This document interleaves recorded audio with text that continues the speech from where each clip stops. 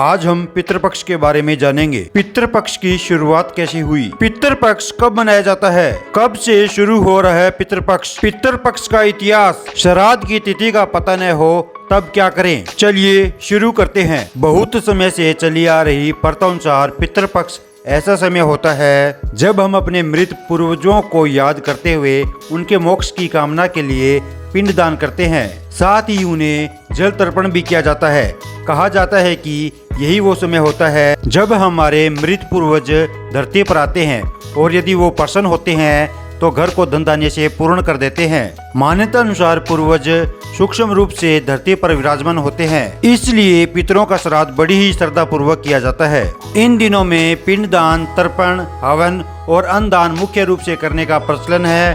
पितृपक्ष के ये दिन पितरों को समर्पित होते हैं। श्रद्धा से किया गया कर्म ही श्राद्ध कहलाता है।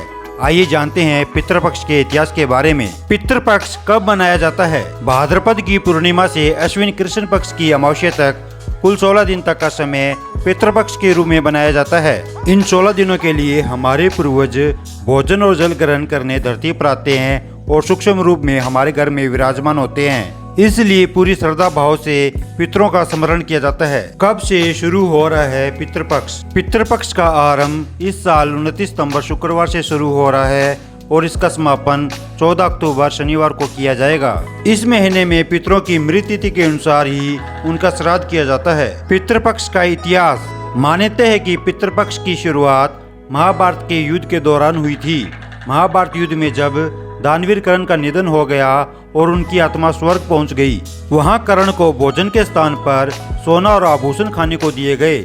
इस बात से कर्ण बहुत निराश हो गए और देवराज इंद्र से इसका कारण पूछा। इंद्र ने कर्ण को बताया कि आपने अपने पूरे जीवन में सोने के आभूषणों को दूसरों को दान किया, लेकिन कभी भी अपने पूर्वजों को भोजन दान नहीं दिया। इस बात के उत्तर में कर्ण ने बताया कि वह अपने पूर्वजों को नहीं जानता है। ऐसा सुनने के बाद देवराज इंद्र ने उसे 15 दिनों की अवधि के लिए पृथ्वी पर वापस जाने की अनुमति दी ताकि वो अपने पूर्वजों को भोजन दान कर सके। तब से इसी 15 दिन की अवधि को पितृपक्ष के रूप में जाना जाने लगा। श्राद्ध की तिथि का पता न हो तब क्या करें? जिस तिथि में हमारे पूर्वजों को मृत्यु की प्राप्ति हुई होती है उसी तिथि में उनका श्राद्ध किया जाता है। वैसे आमतौर पर मृत पूर्वजों की तिथि ज्ञात होती है, लेकिन यदि उनकी तिथि ज्ञात न हो तब शास्त्रों के अनुसार आश्विन अमावस्या को उनके लिए तर्पण किया जाता है। इससे संपूर्ण पितृपक्ष के फल की प्राप्ति होती है, इसलिए इस अमावस्या को सर्व पितृपक्ष अमावस्या भी कहा जाता है। यदि श्रद्धा पूर्वक पितरों को याद करके उनका श्राद्ध उनकी मृत्यु की तिथि के अनुसार किया जाता है और भोजन आदि का दान दिया जाता है तब पितर अवश्य प्रसन्न होते हैं। जानकारी अच्छी लगी तो वीडियो को लाइक और चैनल को सब्सक्राइब और शेयर करना न भूलें।